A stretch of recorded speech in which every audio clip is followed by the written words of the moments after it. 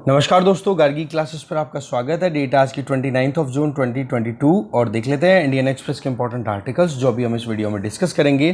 देखो, सबसे पहले तो हम बात करेंगे G7 ग्रुपिंग के बारे में और उसकी रेलेवेंस के बारे में।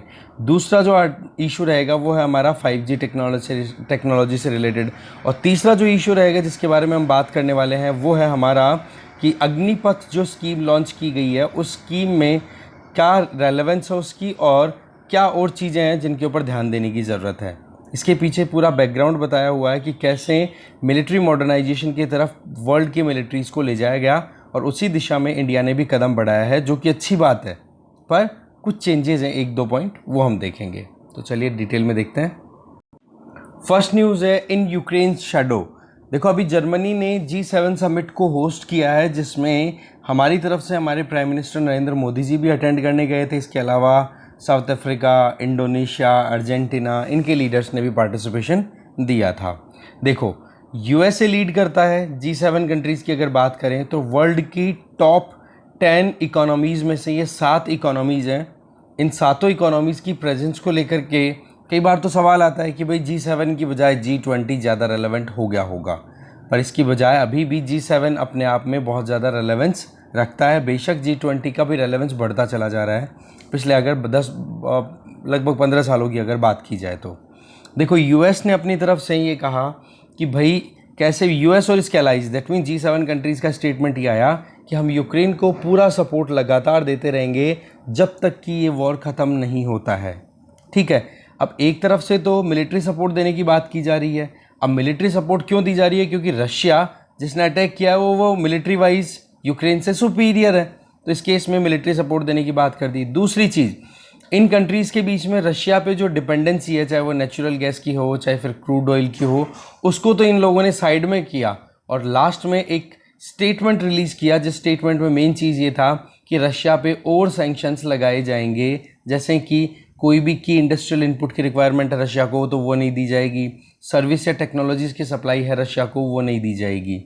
तो ये तो G7 की हो गई। और उसी के साइडलाइन में, उसी के जस्ट बाद में नेटो की भी मीटिंग होती है। कहाँ पर? मैड्रिड में, जहाँ पर और पॉइंट निकल के आता है कि कैसे एक स्ट्रेटेजिकल पॉइंट ऑफ व्यू से रशिया को काउंटर किया जा सकता है इस यूक्रेन मुद्दे पर। तो ऐसे में एक तरफ G7 और नेटो दोनों की मीटिंग होनी। अब बात आती है इंडिया की, तो इंडिया के प्राइम मिनिस्टर नरेंद्र मोदी जी ने अगेन वही बात बोली है जो हम पहले से बोलते आए हैं कि यूक्रेन में जो हॉस्टिलिटीज़ हो रही हैं वो जल्दी से जल्दी रुकनी चाहिए। डायलॉग और डिप्लोमेटिक मैनर में, डायलॉग मतलब दोनों बैठ करके, दोनों कंट्रीज रशिया और यूक्रेन बैठ के बात करें, और डिप्लोमेटिक मैनर के मतलब हो गया कि वॉर की बजाय अगर आप अपने डेलीगेशंस के बीच में एंगेजमेंट करोगे तो वो अच्छा है। तो इंडिया ने तो अपना स्टैंड कंटिन्यू रखा है, कोई चेंजेस नहीं किए हैं।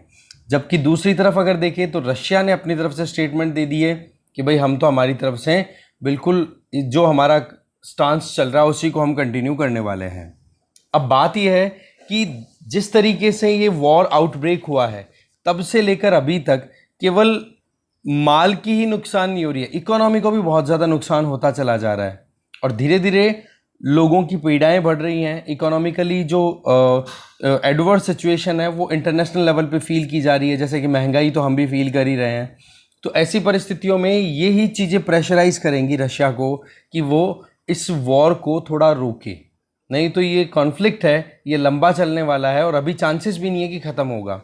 ठीक है, महंगाई सबसे ज़्यादा परेशान किसको कर गई? सबसे ज़्यादा परेशान किया है पुअरेस्ट पीपल, जो सबसे ज़्यादा गरीब लोग हैं और जो गरीब देश हैं उनको सबसे ज़्यादा परेशान किया है महंगाई ने। ठीक है, फिर उसके बाद में अब देखने वाली बात यह है कि ये वॉर कितना लंबा चलेगा, वो अपने आप में अभी तक कोई डेट फिक्स होना पॉसिबल है नहीं। फिर इसके अलावा देखा जाए तो G7 कंट्रीज़ ने एक प्लेज ली है जिसमें एक इकोनॉमिक इनिशिएटिव लिया जाएगा जिसका नाम है partnership for global infrastructure and investment, PGII। इसको लीड किया जा रहा है यूएस के द्वारा और बाकी जो कंट्रीज हैं वो भी सपोर्ट कर रहे हैं। तो G7 कंट्रीज़ ने अपनी तरफ से कमिटमेंट दे दिया कि भाई 2027 तक PGII प्रोग्राम के अंडर में हम $600 बिलियन तक पैसे खर्च करेंगे, जिससे कि क्रिटिकल इंफ्रास्ट्रक्चर को इम्प्रूव किया जा सके। अब क्रिटिकल इंफ्रास्ट्रक्चर एक वेग वर्ड है, क्लियर नहीं है, पर इसमें लेटेस्ट टेक्नोलॉजी आ गई, जो आप क्लाइमेट चेंज को कंट्रोल करने के लिए टेक्नोलॉजिकल एडवांसमेंट लाना चाह रहे हैं, वो सारा। इवन इंडिया में भी इसका इन्वेस्टमेंट का इफेक्ट देखने को मिलेगा। अब आप देखो, ये जो PGII है, ये चाइना का बेल्ट एंड रोड इनिशिएटिव जो है उसका एक काउंटर के तौर पे देखा जा रहा है कि जिस तरीके से चाइना ने पहले तो श्रीलंका और पाकिस्तान जैसे कंट्रीज के साथ कोलैबोरेट करके बोला कि हम आपके यहाँ पर इन्वेस्ट कर देंगे, और आज उनको कर्जे में दबा दिया बहुत बुरे तरीके से, ब्याज लगा लगा करके। तो ऐसी परिस्थितियों में ये जो एग्जॉर्बिटेंट इंटरेस्ट रेट ली जा रही है चाइना के द्वारा, उसको काउंटर करने के लिए PGII जो है वो लॉन्च किया गया है G7 कंट्रीज के द्वारा। इससे क्या है कि एक तो इंडिया जैसे कंट्रीज जो डेवलपिंग कंट्रीज हैं उनमें भी इन्वेस्टमेंट आएगा, और क्लाइमेट चेंज का जो टारगेट है वो अचीव भी हो पाएगा। तो ये एक अपने आप में बहुत इंपॉर्टेंट इनिशिएटिव G7 कंट्रीज के द्वारा लिया गया है। इसी चीज को कंटिन्यू करेंगे दूसरे आर्टिकल में। नेक्स्ट आर्टिकल है नॉट यस्टरडेज क्लब। देखो, G7 ग्रुप से रिलेटेड ये आर्टिकल है, मोहन कुमार जी के द्वारा लिखा हुआ ये आर्टिकल है। इनका ये कहना है कि अभी G7 कंट्रीज बवेरिया, जर्मनी में मिले हैं। इनमें 3 इंपॉर्टेंट पॉइंट्स थे। आज की जो परिस्थितियां हैं वो 3 क्राइसिस से गुजर रही है इंटरनेशनल लेवल की बात करें, जिसमें पहला तो यूक्रेन वॉर है, दूसरा पेंडेमिक के बाद में इकोनॉमिक रिकवरी, और तीसरा है क्लाइमेट चेंज। बोलो, इन तीनों मुद्दों पर बातचीत की गई है G7 कंट्रीज में, और सभी कंट्रीज ने एक यूनाइटेड फ्रंट के तौर पे काम किया है कि कैसे हम तीनों इन क्राइसिस को हैंडल करेंगे। तो G7 कंट्रीज के द्वारा जो फाइनल स्टेटमेंट दिया गया यूक्रेन पर, उसमें सीधा ये कहा है कि जो भी कंट्री यूक्रेन के कंट्री लोगों पर प्रॉब्लम क्रिएट कर रहे हैं, चाहे वो किसी भी तरीके से वॉर की वजह से, तो वहाँ के लोगों को, किसको, यूक्रेन के लोगों को G7 countries financial, humanitarian, military, diplomatic support लगातार देते रहेंगे। ठीक है।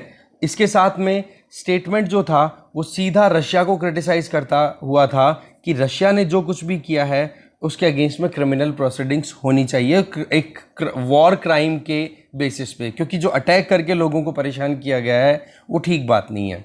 साथ में ये भी कहा कि अगर रशिया केमिकल, बायोलॉजिकल या न्यूक्लियर वेपन का यूज़ करता है तो उसके लिए रशिया को खुद को सीवियर या इंटेंसिफाइड सैंक्शंस के लिए तैयार होने की ज़रूरत है, या फिर उसके कॉन्सिक्वेंसेस जो होंगे वो दूरगामी होने वाले हैं, जो कि बहुत ज़्यादा परेशान कर सकते हैं रशिया को। तो एक तरीके से यूक्रेन को सपोर्ट भी है, तो दूसरी तरफ रशिया को अल्टीमेटम भी है। इसके अलावा यूक्रेन को जिस तरीके से मिलिट्री असिस्टेंस देने की बात की है G7 कंट्रीज़ ने, जिसमें से एक इम्पॉर्टेंट सिस्टम जिसका नाम है Norwegian advanced surface to air missile system, ठीक है, नासेम्स, जो कि अमेरिका अपने खुद के व्हाइट हाउस को प्रोटेक्ट करने के लिए, जो प्रेसिडेंट हाउस है ना, प्रेसिडेंट जहाँ पे रहते हैं व्हाइट हाउस, उसको प्रोटेक्ट करने के लिए जो डिफेंस मिसाइल सिस्टम यूज़ करता है नासेम्स, बोलो वो हम यूक्रेन को सप्लाई करेंगे। तो आप देखो कि एक तरफ तो कल हमने देखा था कि रशिया ने क्या कहा कि हम बेलारूस में Iskander M missile system install करेंगे, और इधर नासेम्स मिसाइल सिस्टम देने की बात कर दी यूएस ने यूक्रेन में। तो ये एक तरीके से आप खुद देख सकते हो आर्म रेस हुई कि नहीं। तो ये एक सिचुएशन और बन के निकल के आ रही है। फिर G7 ही नहीं, नेटो कंट्रीज़ की मीटिंग भी होती है, ठीक है, मैड्रिड में। और नेटो तो आपको पता है कि भाई ओवरऑल ग्लोबल जो वेस्टर्न कंट्रीज है उनकी प्रोटेक्शन के लिए इन्होंने ये ऑर्गेनाइजेशन स्टैब्लिश किया था कोल्ड वॉर पीरियड के टाइम पे। तो इनका ये कहना हुआ नेटो में कि भाई ईस्टर्न फ्लैंक जो है, ईस्टर्न फ्लैंक का मतलब जहाँ जहाँ पर रशिया से थोड़ा सा इंटरेक्शन होता है, ठीक है, जहाँ पर यूक्रेन लोकेटेड है, बोलो वहाँ पर हम हमारे 40,000 ट्रूप्स से राइज करके 3 लाख ट्रूप्स डिप्लॉय करेंगे। इसका मतलब यहाँ पर भी आप देख सकते हो कि नेटो एक्टिवली पार्टिसिपेट करने के लिए रेडी है। साथ में जहाँ जहाँ पर रशियन बॉर्डर्स हैं उन रशियन बॉर्डर्स को बोला आइसोलेट करके रखेंगे कि 1 इंच भी रशिया अपनी तरफ से ग्रैब ना कर पाए, ठीक है। नेटो कंट्रीज की बात करें, जिसमें बाल्टिक स्टेट्स की बात करें तो एस्टोनिया, लिथुआनिया, लाटविया, ये 3 कंट्रीज आ जाते हैं। साथ में अलायंस ने ये कहा कि 1-1 इंच ऑफ टेरिटरी, मतलब नेटो कंट्रीज जो भी हैं उन सब की 1-1 इंच को प्रोटेक्ट करने की पूरी कोशिश की जाएगी। इसके अलावा G7 कंट्रीज के द्वारा जो फाइनल कम्युनिक रिलीज हुआ, जिसमें बहुत ही ज़्यादा टफ लैंग्वेज यूज़ की गई है चाइना के खिलाफ भी। कैसे कि चाइना ने जिस तरीके से अपनी एग्रेशन दिखाई है साउथ चाइना सी और टेरिटोरियल एक्सपेंशन करने की कोशिश की है, जैसे लद्दाख में भी हमारे साथ में कॉन्फ्रंटेशन चल रहा है, बोला एक तो इसको लेकर के चाइना को क्रिटिसाइज किया गया है। दूसरा ये कि रशिया पर चाइना दबाव बना दे कि तू विड्रॉ कर यूक्रेन से, तो आसानी से रशिया विड्रॉ कर ले, क्योंकि रशिया को इकलौता सबसे बड़ा सपोर्ट अगर मिल रहा है तो वो है चाइना का। तो चाइना अगर दबाव बनाए तो बोलो रशिया विड्रॉ कर ले, पर चाइना बिल्कुल भी नहीं चाह रहा है, इसलिए भी चाइना को क्रिटिसाइज किया गया। तीसरा, चाइना जो है वो ह्यूमन राइट्स की सिचुएशन को बहुत ज़्यादा ख़त्म करता चला जा रहा है। अगर हम बात करें तिब्बत और शिनजियान प्रोविंसेस की बात करें, तिब्बत को ग्रैब कर लिया था 1950s के टाइम पे, और शिनजियान की बात करें तो वहाँ पर वीगर मुस्लिम्स हैं, उनके साथ में प्रॉब्लम क्रिएट कर रहा है। ओवरऑल अगर देखें तो इन तीनों मुद्दों पर चाइना को क्रिटिसाइज किया गया। और चौथा मुद्दा आपने देख लिया था प्रीवियस आर्टिकल में, क्या कि डेट ट्रैप पॉलिसी पे काम कर रहा है, पहले कर्जा देना फिर कर्जे में फंसाना। और पाकिस्तान और श्रीलंका जैसी इकोनॉमीज का हाल देखो आज कितना बुरा हो चुका है। फिर आगे राइटर बता रहे हैं कि इन सारे स्टेटमेंट से रशिया तो देखो सेटिस्फाई नहीं होगा, पर चाइना भी कुछ खुश नहीं होगा, वो भी नाराज गुस्से में ही हुआ होगा। इस तरीके से दोनों कंट्रीज को क्रिटिसाइज किया गया। अब बात करें इंडिया की, देखो इंडिया ने G7 समिट में इनवाइट किया, इंडिया इनवाइटेड था, ठीक है। तो ये अपने आप में बहुत इंपॉर्टेंट अपॉर्चुनिटी थी हमारे लिए कि हम एक तो प्लूरिलैटरल फॉर्मेट्स में एंगेज कर रहे हैं, और दूसरा उसी की साइडलाइन में बायलैटरल मीटिंग्स भी हमने कंडक्ट की। जैसे कि हमारे प्राइम मिनिस्टर नरेंद्र मोदी जी ने US के प्रेसिडेंट, फ्रेंच प्रेसिडेंट, UK और जापान के leaders, Canadian prime minister, South African leader, Argentinian, मतलब सबके साथ में अपनी मीटिंग कंडक्ट की। और आपको पता होना चाहिए कि इसी दिसंबर 2022 में G20 का प्रेसिडेंट अब इंडिया बनने वाला है। तो ऐसे में इंडिया की रेलेवेंस बहुत ज़्यादा बनती चली जा रही है अगर हम इस करंट सिनेरियो की बात करें। दूसरी चीज़ कि G7 कंट्रीज़ ने भी इस चीज़ को एक्नॉलेज किया है कि भाई G7 इतना ज़्यादा ब्रॉडर मैनर में ग्लोबल कम्युनिटी को रिप्रेजेंट नहीं करते जितना कि G20 कंट्रीज़ करते हैं। क्योंकि इकोनॉमी पॉइंट ऑफ व्यू से देखें तो ये बात तो सच है कि वर्ल्ड की टॉप 10 इकोनॉमीज़ में से तो ये G7 कंट्रीज़ जो हैं इनकी इकोनॉमीज़ आती हैं, टॉप 10 में से टॉप 7 ये आती हैं। पर बाकी बची हुई जो इकोनॉमीज़ हैं उनको भी आप इग्नोर नहीं कर सकते, जिनमें भी डेमोक्रेटिक इकोनॉमीज़ जैसे कि इंडियन इकोनॉमी, ठीक है। तो इस केस में इसीलिए तो इंडिया को इनवाइट किया गया। अब चाहे इंडिया को ऑब्जर्वर स्टेटस के पॉइंट ऑफ व्यू से पार्टिसिपेशन मिले कि हाँ जी काम चल रहा है उसको सुन लो, और जब आपका मौका आए तब जाकर के आप स्टेटमेंट दे दो, पर फिर भी ये चीज़ तो क्लियर है ना कि आज अगर कोई भी ग्लोबल प्रॉब्लम है तो उस प्रॉब्लम को सॉल्व करने में इंडिया का एक्सक्लूजन बिल्कुल भी सही बात नहीं होगी। ये चीज़ G7 कंट्रीज ने अच्छे से समझ ली है, तभी तो बैक टू बैक जितनी भी G7 मीटिंग्स हो रही हैं उन सब में इंडिया को इनवाइट जरूर किया जाता है। बाकी मेंबर्स तो चेंज होते रहते हैं इनवाइट होने वाले G7 के अलावा, बाकी इंडिया पिछले 2-3 मीटिंग्स में लगातार जा रहा है। इसके पीछे कारण क्या है कि दिल्ली का इन्वॉल्वमेंट बहुत ज़रूरी हो चुका है कि भाई कोई भी ग्लोबल क्वेश्चन है उसको सॉल्व करना है। तो इसके अलावा हम भी इस अपॉर्चुनिटी को दोनों हाथों से ग्रैब करें, वही हमारे लिए इंपॉर्टेंट है कि एक तरफ तो हम रूल टेकर हों कि कोई कानून बनाए और उसको हम फॉलो करें, और अगर हमें कुछ मौक़ों पर यह बोला जाए कि हाँ भाई इंडिया आपका क्या स्टेटमेंट है, तो हम रूल शेपर भी बन सकते हैं, रूल मेकर भी बन सकते हैं। तो बोला कम से कम थोड़े बहुत मौके मिल रहे हैं उनको तो हम भुना लें, फिर वक्त आएगा तब और बड़े मौक़ों को भी हम, बड़े अपॉर्चुनिटीज़ को और ग्रैब कर लेंगे। सो ओवरऑल अगर देखा जाए तो 3 मुद्दों पर बातचीत हुई थी। इसमें 3 मुद्दे कौन कौन से थे वो हमने देखे ना, क्रिटिकल इशू क्या थे, क्रूशियल अभी क्या प्रॉब्लम चल रही है इंटरनेशनली। उन तीनों में से 2 स्टेटमेंट में इंडिया ने अपना खुद का नाम दे दिया। देखो एक मुद्दा यूक्रेन वाला था ना, उसमें तो इंडिया ने मना कर दिया, बोला सैंक्शन वैंक्शन वाले में हमारा कोई स्टेटमेंट नहीं है, हम केवल ये चाहते हैं कि डायलॉग और डिप्लोमेसी बेसिस पे Ukraine Russia crisis sort out हो जाए।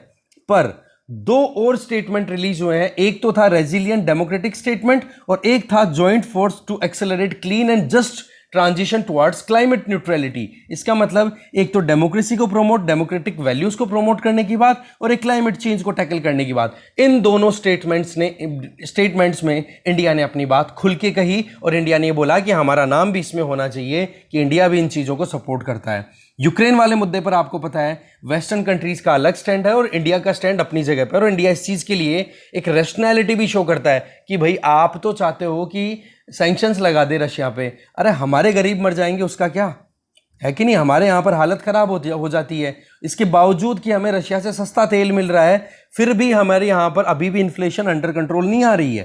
तो ऐसी परिस्थितियों में हम रिस्क नहीं ले सकते। डोमेस्टिकली हम खुद स्ट्रांग हो गए तो इंटरनेशनल लेवल पे हमारी बातें 1000 बार सुनी जाएगी। वही बात है, जिसकी घर में इज्जत है उसकी बाहर तो हर बार होगी ही ना।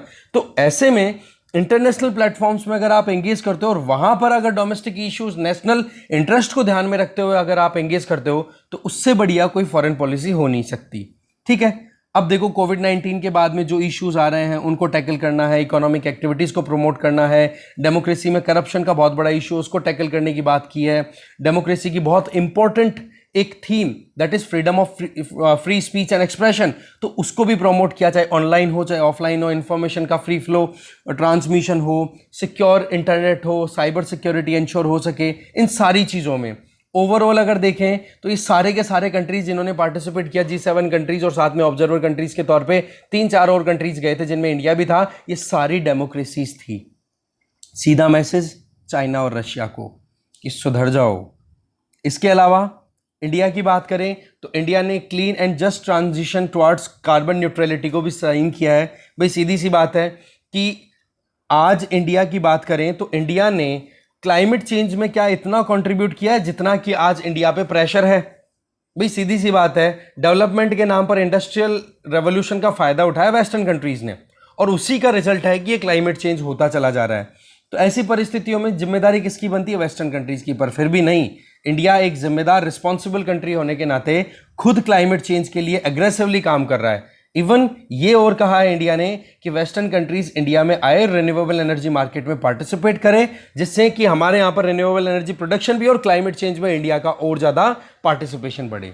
तो ओवरऑल अगर देखें तो G7 कंट्रीज कल का क्लब नहीं है। हम ये नहीं कह सकते कि उनकी रेलेवेंस नहीं है, क्योंकि वर्ल्ड की टॉप 10 कंट्रीज में से ये सातों कंट्रीज आ जाते हैं इकोनॉमी पॉइंट ऑफ व्यू से देखें। इसके अलावा G7 में 3 कंट्रीज, एक तो यूएस, एक यूके, एक फ्रांस, ये तीनों यूनाइटेड नेशन सिक्योरिटी काउंसिल के परमानेंट मेंबर्स भी हैं। तो ऐसे में हम रेलेवेंस G7 की बिल्कुल जीरो कंसिडर नहीं कर सकते।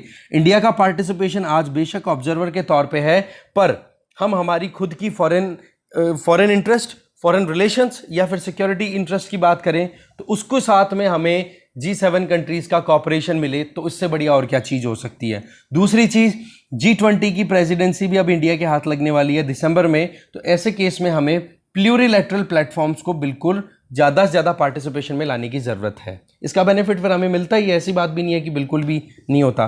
पर हाँ, नेशनल इंटरेस्ट को ध्यान में रख करके इंडिया हमेशा स्टेटमेंट देता है, जो कि अच्छी बात है। ठीक है, तो G7 से रिलेटेड 2 आर्टिकल्स थे, खत्म हुए, आगे चलते हैं। अगला आर्टिकल है प्रिपेयरिंग फॉर 5G। आर्टिकल को लिखा है अरुणा शर्मा ने। देखो, इंटरनेट कनेक्टिविटी बहुत ज़्यादा ज़रूरी है अगर हम चाहते हैं कि डिजिटल इंडिया का जो सपना है वो हमें मिले, जो हम अचीव करना चाहते हैं। डिजिटल इंक्लूजन लाना बहुत ज़रूरी है, तो इसके लिए कनेक्टिविटी बहुत इंपॉर्टेंट रोल प्ले करने वाली है। आज अगर हम बोलते हैं कि यूपीआई में ट्रांजैक्शन 6 बिलियन ट्रांजैक्शंस हुए हैं एक मंथ में, अगर हम बात करें मई महीने की, तो वो चीज़ कब अचीव हो पाई? जब इंटरनेट पेनिट्रेशन अच्छी हुई तभी ना। अब इंटरनेट पेनिट्रेशन में आपको हाई स्पीड कनेक्टिविटी मिले तो और ज़्यादा अच्छा परफॉर्मेंस मिलेगा, और उसमें इंपॉर्टेंट रोल आ जाता है ऑप्टिकल फाइबर का। ठीक है, आज अगर हमारे देश में देखें तो मोबाइल फ़ोन यूजर्स के नंबर हैं 117 करोड़, और उनमें से इंटरनेट सब्सक्राइबर्स कितने हैं? 82 करोड़। इसका मतलब India fastest growing digital markets में से एक है। ठीक है, 2019 में एक रिपोर्ट रिलीज होती है मैकिन्जे के द्वारा, एक स्टडी के बेसिस पे मैकिन्जे ने स्टडी की और ये बताया कि India second fastest digitising economy है, जहां पर डिजिटल प्लेटफॉर्म्स पे ज़्यादा से ज़्यादा काम हो रहा है। ये तो 2019 का काम है। 2019 के बाद में कोरोना आउटब्रेक होने के बाद में अभी का अगर देखा जाए तो इंडिया में अभी इंटरनेट यूजर्स और ये सारे जो, या फिर जो ग्रोथ है इंटरनेट पेनिट्रेशन की, वो और बढ़ गई होगी। ओवरऑल देखें तो डिजिटल इंफ्रास्ट्रक्चर क्या करती है? सबको इंटीग्रेट करती है, फिजिकल बैरियर्स को भी क्रॉस कर देती है। डिजिटल अगर बात करें, इंटरनेट का मतलब इसीलिए तो बोला जाता है ना कि ग्लोबल विलेज बना दिया। तो हमारा देश भी एक गांव की तरह हो गया, जहां पर कनेक्टिविटी बहुत क्विक है। सेकंड्स में आप कहीं पर भी बैठे हुए अपने दोस्तों से बात कर सकते हो, कोई भी मैसेज डिलीवर कर सकते हो, कोई भी ट्रांजैक्शन कर सकते हो। साथ में अब हम बात करें तो 5G टेक्नोलॉजी की तरफ हम बढ़ रहे हैं, तो टॉप स्मार्टफोन मेकर्स ने तो 5G टेक्नोलॉजी बेस्ड अपने प्रोडक्ट लॉन्च भी कर दिए हैं। अब बच गया है नेटवर्किंग का मुद्दा, जिसमें ऑप्टिकल फाइबर नेटवर्क ज़्यादा से ज़्यादा डेवलप हो, सेमीकंडक्टर इक्विपमेंट जो है वो हम डोमेस्टिकली प्रोड्यूस करें। इससे क्या होगा कि हमें यहाँ बाहरी किसी देश पर डिपेंड नहीं करना पड़ेगा। नहीं तो आपको पता है ना कि सेमीकंडक्टर चिप्स की सप्लाई की कमी की वजह से कारें कितनी महंगी हो गई थी बीच में, कारों को सप्लाई नहीं मिल रही थी, क्योंकि आजकल ऑटोमेशन पे सारा काम होता है सारा, और वहाँ पर रिक्वायरमेंट होती है सेमीकंडक्टर चिप्स की, चाहे वो माइक्रो प्रोसेसर हो या कुछ और हो। तो इस केस में आप देखो कि सेमीकंडक्टर डिवाइसेस की प्रोडक्शन और ऑप्टिकल फाइबर, ये दो इंपॉर्टेंट चीज़ हो जाती है। तो हमारी डिजिटल जर्नी में यही एक इंपॉर्टेंट पॉइंट है। पर सवाल क्या आ जाता है कि अभी गवर्नमेंट के द्वारा जो भारत नेट प्रोग्राम लॉन्च किया हुआ था, जिसका फेज 3 है, उसको करना था कि कैसे भी करके कंप्लीट करके हमारे देश में जितनी भी 2.5 लाख ग्राम पंचायतें हैं और 6 लाख के लगभग गांव हैं, ठीक है, बोला उन सब को हम ब्रॉडबैंड कनेक्टिविटी से कनेक्ट कर देंगे ऑप्टिकल फाइबर डाल करके। पर सवाल यह है कि ऑप्टिकल फाइबर अगर हमारे यहाँ पर अच्छे से सस्ती रेट पर अगर हमारा डोमेस्टिक मैन्युफैक्चर्ड हो तो उसका बेनिफिट कितना मिल सकता है। सबसे पहली चीज़, डिजिटल पेनिट्रेशन के लिए ऑप्टिकल फाइबर का इंपॉर्टेंट रोल है ही। दूसरी चीज़ आ जाती है कि वो फाइबर की रिक्वायरमेंट अगर हम डोमेस्टिकली प्रोड्यूस्ड कंपनी से ही कर लें तो उससे क्या होगा, रोजगार भी प्रोड्यूस होंगे और एक्सपोर्ट भी करेंगे अगर सस्ता हमारा प्रोडक्शन होता है तो सारे के सारे बेनिफिट्स हमारे लिए प्लस प्लस प्लस शो करते हैं। तो ऐसे में हाई क्वालिटी फाइबर्स का नेटवर्क डेवलप करना इंपॉर्टेंट हो जाता है 5G टेक्नोलॉजी के लिए भी, और हमारी इकोनॉमी को डिजिटलाइज करने की बात भी अगर हम करें तो। इसके लिए देखो, फाइबर में आपको पता है जो सिग्नल्स है ना, वो लाइट के फॉर्म में जाते हैं और प्रिंसिपल होता है टोटल इंटरनल रिफ्लेक्शन। ठीक है, जब भी हम ऑप्टिकल फाइबर की बात करते हैं, ऑप्टिकल वर्ड आ गया ना, ऑप्टिक, दैट मीन्स लाइट की बात आप करते हो, तो वहां पर हाईली कॉन्सेंट्रेटेड सिग्नल्स ट्रांसमिट होते हैं लाइट के थ्रू। ठीक है, तो इसकी बात करें तो हमारे देश में पिछले 10 सालों में लगभग 5,000 करोड़ रुपए का इन्वेस्टमेंट हो चुका है ऑप्टिकल फाइबर को प्रोड्यूस करने में, जिसके चलते 4 लाख के लगभग लोगों को रोजगार भी मिला है। इंडिया का ऑप्टिकल फाइबर एक्सपोर्ट है वो लगभग $138 मिलियन का है, जो कि हम लगभग 132 कंट्रीज को एक्सपोर्ट करते हैं। इसका मतलब हमारा ऑप्टिकल फाइबर एक्सपोर्ट भी अच्छा है। और ये डेटा है 2020 से लेकर के नवंबर 2021 के बीच का। इतने कम टाइम में इतना एक्सपोर्ट हमने किया है। इसके अलावा एनुअल प्रोडक्शन कितना ऑप्टिकल फाइबर का, हमारे यहाँ पर 100 मिलियन फाइबर किलोमीटर, मतलब 1 किलोमीटर लेंथ का फाइबर होता है, उसको 1 FKM बोल देते हैं। तो ऐसे में 100 मिलियन इतना फाइबर हमारे यहाँ पर प्रोड्यूस होता है। डोमेस्टिक कंजम्पशन कितना है, केवल 46 मिलियन FKM। बचा हुआ है वो हमारे एक्सपोर्ट में काम आता है, जो कि हमने ऊपर देख लिया। इसके अलावा धीरे 2026 तक 33 मिलियन FKM का प्रोडक्शन और राइज हो जाएगा। ठीक है, ओवरऑल अगर देखें तो हमारे देश में जितने भी मोबाइल टावर्स हैं, इनकी कनेक्टिविटी ज़्यादा से ज़्यादा ऑप्टिकल फाइबर पे होनी चाहिए, जिससे कि कनेक्टिविटी भी अच्छी और स्पीड भी अच्छी आए। तो उसके लिए क्या ज़रूरत है कि आज के टाइम पे जो केवल 30% मोबाइल टावर्स ही कनेक्टेड हैं फाइबर ऑप्टिक्स से या ऑप्टिकल फाइबर के बेसिस पे, उसको हमें राइज करके 80% तक ले जाने की ज़रूरत है। इससे क्या होगा कि हम एक सेल्फ रिलायंस की तरफ बढ़ते चले जाएंगे। फिर बात आती है इंटरनेशनल और डोमेस्टिक मार्केट में कंपटीशन की। देखो, चाइना एक ऐसा कंट्री है, China, Indonesia, south Korea, China अकेला नहीं, इंडोनेशिया भी है, साउथ कोरिया, ये क्या करते हैं, हमारे मार्केट में अपने सस्ते ऑप्टिकल फाइबर को ला करके डंप करते हैं। डंपिंग का मतलब क्या होता है, सिंपल सा, WHO के हिसाब से कि आप इंटरनेशनल मार्केट, इंटरनेशनल ट्रेड में कोई कंट्री, मान लो XYZ कंट्री है, वो अपने प्रोडक्ट को दूसरे किसी कंट्री में ले जा करके बेच रहा है, तो बेचने के टाइम पे XYZ कंट्री ने अपने यहां पर तो उस प्रोडक्ट की प्राइस कर रखी है ज़्यादा, और जिस कंट्री में दूसरे में ले जा करके वो बेच रहा है वहां पर प्राइस कर दी डाउन। अब क्या होगा कि यहां पर तो उसका माल अपने हिसाब से बिक रहा है अपने डोमेस्टिकली, पर दूसरे कंट्री में सस्ता ले जा करके बेचता है ना वो कंट्री, तो इसको बोल देते हैं डंपिंग, कि एक्सेस में माल था उसको ले जा करके और यहां पर डाल दिया, उड़ेल दिया कचरे की तरह, जैसे डंपिंग यार्ड में डाल देते हैं। इससे क्या हो जाता है कि जो इंपोर्ट करने वाला कंट्री है, इस XYZ से जो इंपोर्ट कर रहा है कंट्री, उस कंट्री की डोमेस्टिक इंडस्ट्री को नुकसान हो जाता है। फिर भाई सीधी सी बात है कि ऑप्टिकल फाइबर यहाँ पर साउथ कोरिया, चाइना और इंडोनेशिया अपने यहाँ पर तो अच्छी खासी रेट पर बेच रहे हैं खुद के तो, और हमारे देश में ला करके सस्ते में बेच रहे हैं। इससे क्या होगा कि हमारे जो डोमेस्टिक मैन्युफैक्चरर्स है ना, उनका प्रोडक्ट मार्केट में नहीं बिकेगा, क्योंकि कंज्यूमर तो क्या देखेगा, भाई सस्ता मिल जाए मुझे तो ऐसे में एंटी डंपिंग ड्यूटीज लगाना एक अपने आप में इंपॉर्टेंट पॉइंट बन जाता है। इसी चीज के ऊपर director general of trade remedies ने रिसेंटली इन्वेस्टिगेशन शुरू की है कि जो हमारे यहाँ पर फाइबर, ऑप्टिकल फाइबर का जो इंपोर्ट होता है, उसमें कितना क्या डिस्क्रिमिनेटरी बिहेवियर दिखाया जा रहा है इन कंट्रीज के द्वारा। कौन से, जो हमें एक्सपोर्ट करते हैं, कौन से, चाइना, साउथ कोरिया और Indonesia.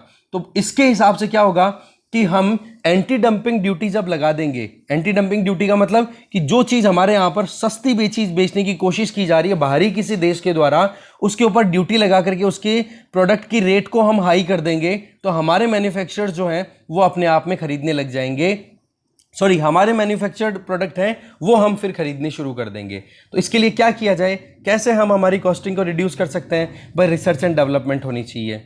Production linked incentive scheme ज़्यादा से ज़्यादा प्रोमोट की जाए गवर्नमेंट के द्वारा, जो कि कोविड के बाद में प्रमोशन मिला, जिससे कि मैन्युफैक्चरिंग में बहुत इन्वेस्टमेंट भी हो रहा है। साथ में डिजिटल कनेक्टिविटी को हमें इंक्रीज करना है ना, तो रिसर्च एंड डेवलपमेंट के बेसिस पे जो IPR इंटेलेक्चुअल प्रॉपर्टी राइट्स, वो भी हमें ज़्यादा से ज़्यादा इंक्रीज करने की ज़रूरत है, क्योंकि नई चीज़ कुछ बनेगी तो पेटेंट कराओगे तो उसका बेनिफिट फिर इंडिया को वैसे भी मिलेगा। ओवरऑल अगर देखें तो आने वाले 20 साल में हमें इन चीज़ों पर काम करने की ज़रूरत है। अभी की ज़रूरत क्या है कि ऑप्टिकल फाइबर इंडस्ट्री को प्रमोट किया जाए, उसके पोटेंशियल को ज़्यादा से ज़्यादा एक्सपेंड किया जाए, जिससे कि हम हमारा खुद का प्रोडक्शन भी राइज करें और एक्सपोर्ट भी राइज हो, और साथ में खुद की डोमेस्टिक कनेक्टिविटी भी इंश्योर हो। इससे क्या होगा, एक तो इंडिया टेक्नोलॉजिकल हब बन जाएगा, मैन्युफैक्चरिंग पॉइंट ऑफ व्यू से भी हब बनेगा जो कि एक्सपोर्ट करेगा, और 5G जर्नी में हम आत्मनिर्भर भी होते चले जाएंगे, क्योंकि कनेक्टिविटी बिना इतना काम नहीं बनेगा। कनेक्टिविटी के लिए तो फाइबर, ऑप्टिकल फाइबर हो गया, और इक्विपमेंट्स के लिए सेमीकंडक्टर डिवाइसेस आप प्रोड्यूस करवाओ, जिसके लिए क्या हो, proper production linked incentive schemes हमारे पास में अवेलेबल है भी, और इनको और ज़्यादा एक्सपेंशन मिलना चाहिए, जॉब क्रिएट भी होंगी इनसे। आगे चलें। नेक्स्ट आर्टिकल है इनएविटेबिलिटी ऑफ अग्निपथ, कि अग्निपथ स्कीम जो है वो क्यों जरूरी है। मनीष तिवारी जी हैं, कांग्रेस के लीडर हैं, पर इन्होंने अग्निपथ स्कीम की डेप्थ को समझा और अपनी तरफ से पूरा एनालिसिस दिया। बताया कि वर्ल्ड वॉर्स ने जितनी ज़्यादा परेशानियां क्रिएट की हैं, वो आज तक कोई डिजास्टर क्रिएट नहीं हो। इसके पीछे पूरी हिस्ट्री है, ये आपके सामने स्क्रॉल करता जा रहा हूँ, ये आप खुद पढ़ोगे, मैं आपको समरी दूंगा, हमारे लिए जो टू द पॉइंट बात है वो हम पढ़ेंगे, ठीक है। आप देखो कि फर्स्ट वर्ल्ड वॉर में लगभग 17 मिलियन लोगों की डेथ होती है, सेकेंड वर्ल्ड वॉर में लगभग 85 मिलियन लोगों की डेथ होती है। इसके पीछे फिर बाद में टाइम बीतता है, कोल्ड वॉर एरा में एंट्री हो जाती है, जिसके चलते एक तरफ यूएसए एक तरफ यूएसएसआर, दोनों के बीच में लड़ाई रहती है, जो कि डायरेक्टली तो लड़ते नहीं है, इनडायरेक्टली प्रॉक्सी वॉर कंटिन्यू लड़ते चले जाते हैं। पर टाइम बीतने के साथ साथ में यूएसए के डिफेंस एक्सपर्ट्स को यह पता पड़ता है कि यूएसए के पास में जो वेपनरी है वो इतनी ज़्यादा एडवांस नहीं है, जिसके चलते कोरियन वॉर में भी यूएसए को मुंह की खानी पड़ी थी, वियतनाम में तो हार खा के आए थे बहुत बुरे तरीके से। तो दिमाग लगाया गया कि वाकई में मिलिट्री एस्टैब्लिशमेंट में कुछ ना कुछ चेंजेस लाने की जरूरत है। तब जाकर के यूएसए ने अपने यहां पर एडवांसमेंट किए, मिलिट्री में और रिसर्च किया, जो नई टेक्नोलॉजीज थी वो लाने की कोशिश की। तब से आज तक यूएसए ने पीछे मुड़ के नहीं देखा, और आज वर्ल्ड में सबसे ज़्यादा हाईली सोफिस्टिकेटेड अगर इक्विपमेंट कहीं पे है मिलिट्री के, तो वो आज यूएसए के पास में ही है। बेशक रशिया ने भी डेवलप किए हैं, पर रशिया के इक्विपमेंट की एफिशिएंसी और यूएसए के इक्विपमेंट की एफिशिएंसी में बहुत डिफरेंस है। साथ में अपनी मिलिट्री को स्केल अप करने के लिए मिलिट्री में यंग एज इंडिविजुअल्स को एंट्री ज़्यादा दी, बजाय कि ओल्ड एज या फिर जो थोड़े से एज ज़्यादा हो चुके थे उनको रिड्यूस किया। तो ये तो केस स्टडी हो गई यूएस की, थोड़ा सा ध्यान से पढ़ लेना, मैं समरी दे रहा हूँ, टू द मतलब अपर पॉइंट बोल रहा हूँ। फिर आ जाती है बात चाइना की। देखो 1990s के टाइम पे, 1990 में गल्फ वॉर के टाइम पे और 1995 में ताइवान स्ट्रेट क्राइसिस आता है। इन दोनों चीज़ों ने चाइना को एक लेसन दिया कि कहाँ चाइना ने 1970s में अपनी इकोनॉमिक ग्रोथ की जो प्रोसेस है वो स्टार्ट कर दी थी, उसके बावजूद 1970s की बात कर रहा हूँ, ठीक है, और जब ओपन डोर पॉलिसी स्टार्ट कर दी, बोलो उसके बावजूद भी बोला आज हम यूएसए जैसी पावरफुल कंट्री के सामने खड़े नहीं रह सकते, चाहे हम पैसे वाले बन गए पर हमारे पास में मॉडर्न वॉर इक्विपमेंट्स अवेलेबल नहीं है। तो फिर चाइना ने अपनी न्यू वेपनरी के लिए नई इस्टेब्लिशमेंट, नए प्रोग्राम शुरू किए और एज जो थी उसको रिड्यूस किया। मतलब आप देखो 30 लाख के लगभग चाइना की आर्मी में इंडिविजुअल्स थे, उसको रिड्यूस किया और अब चाइना में की आर्मी में 9.25 लाख इंडिविजुअल्स हैं, ठीक है, और टेक्नोलॉजी बहुत ज़्यादा। तो चाइना ने भी इसी चीज़ पर काम किया। ऐसी ही चीज़ के बारे में इंडिया ने सोचना शुरू किया कारगिल वॉर के बारे में। जब 1999 में कारगिल वॉर हुआ तब हमने भी सोचा कि वाकई में टेक्नोलॉजिकल एडवांसमेंट होना बहुत ज़्यादा ज़रूरी है, हमारे यहाँ पर भी आर्म फोर्सेस में रिफॉर्म्स आने ज़रूरी हैं। तो एक कारगिल रिव्यू कमेटी कॉन्स्टिट्यूट की जाती है और उस कमेटी ने क्या कहा कि एक तो आर्मी को यंग करने की ज़रूरत है, फिट एंड फाइन इंडिविजुअल्स को आप रिक्रूट करो। दूसरा ये कि 17 साल की जो सर्विस होती है आर्मी में उसको रिड्यूस करके आप 7 से 10 साल के बीच में वेरी करवा दो। तो ये जो रिकमेंडेशंस थी ये कारगिल रिव्यू कमेटी की थी, और इसी कारगिल रिव्यू कमेटी की रिकमेंडेशंस को रिव्यू करने के लिए 2000 में एक ग्रुप ऑफ मिनिस्टर कॉन्स्टिट्यूट किया जाता है, और उसने भी कारगिल रिव्यू कमेटी के रिकमेंडेशंस को अपहेल्ड किया कि वाकई में हमें आर्मी को यंगर प्रोफाइल में लाने की जरूरत है, उम्र थोड़ी कम करने की जरूरत है, और साथ में हाईली सोफिस्टिकेटेड इक्विपमेंट्स भी हमें डेवलप करने चाहिए। आर्मी ही नहीं, जो सेंट्रल पैरामिलिट्री फोर्सेज हैं जिनको हम बोलते हैं बीएसएफ हो गई, सीआरपीएफ हो गई, असम राइफल्स, ये सारी बोला इनमें भी हमें इनको काम करने की जरूरत है। फिर 2011 में यूपीए गवर्नमेंट के द्वारा नरेश चंद्र टास्क फोर्स कॉन्स्टिट्यूट की नेशनल सिक्योरिटी पर, तो उन्होंने भी यही बात बोली, मतलब उन्होंने भी अपनी तरफ से रिकमेंडेशन दी, पर वो पब्लिक डोमेन में अभी तक आई नहीं है। ओवरऑल क्या है, राइटर बोलना चाह रहे हैं कि अग्निपथ स्कीम आनी थी, आ जाए चाहे आने वाले 2 साल या 5 साल बाद में, क्योंकि ये हमारी जरूरत है और इस पर हम पिछले 20-22 सालों से सोच रहे हैं। तो ऐसे में चाहे चीफ ऑफ डिफेंस स्टाफ की अपॉइंटमेंट हो, चाहे फिर 3 थिएटर कमांड हम क्रिएट करें जिसमें एक तरफ चाइना, एक तरफ पाकिस्तान, एक तरफ नेवी वाला जो हो गया ओशन वाला, या फिर हम बात करें कि टेक्नोलॉजिकल अपग्रेडेशन, या फिर हम बात करें यंग एनर्जी को रिक्रूट करना डिफेंस फोर्सेज में, बोले ये इनएविटेबिलिटी होनी थी, ये जरूरी थी। बस फर्क इतना सा है कि जो हमारे रिक्वायरमेंट है उसके हिसाब से अग्निपथ स्कीम को हम इंप्लीमेंट करें। तो ये बहुत जरूरी एक रिफॉर्म की रिक्वायरमेंट थी जो कि लाई गई है अग्निपथ स्कीम की अगर बात करें। ठीक है, तो ये लॉयर भी हैं, कांग्रेस की तरफ से एमपी भी हैं, और व्यूज आर पर्सनल, इन्होंने ये बात कही है अग्निपथ स्कीम के लिए। तो ये चीजें हैं, कुछ सेकंडों में डिसीजन नहीं लिए जाते हैं। ठीक है जी, चलिए डिस्कशन में जो भी कंटेंट था वो हमारा यहीं खत्म है। Thank you very much.